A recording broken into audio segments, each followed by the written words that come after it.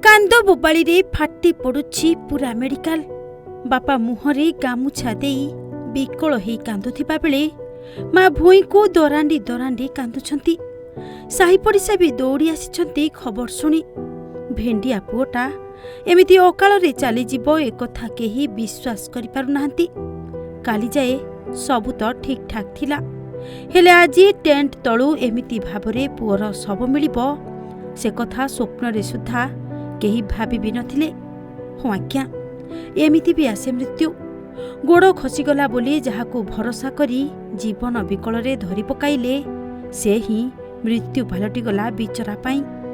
दर्शक बंधु, गंजाम जिला बड़गड़ थाना अधीनस्थ बलरामपुर पंचायत अंतर्गत ललितपुर गाँव में विद्युत खुंटरे लगी युवकंकर मृत्यु घटिछि। मृत युवक जनक हेले बदांगी पंचायत सरनोती गाँवर दिनेश नायक। सूचना मुताबक विलंबित राति रे निज गाँव बाहरी ललितपुर ग्राम टेंट पकाइबा पई आसी टेंट पकाउथिबा समय रे हठात गोड़ खसी जाइथिबारु पाखरे थिबा एक विद्युत खुंट को धरी पकाइथिले।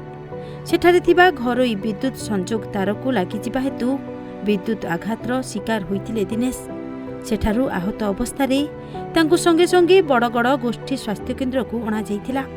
सेठारे डाक्टर दिनेश को मृत घोषणा करथिले। पुअर मृत्यु खबर सुनिबा परे पूरा गाँव रे शोकर छाया खेली जाइछि। सोरडारू गोपाल कृष्ण पट्टनायक रिपोर्ट, ओडिशा भास्कर।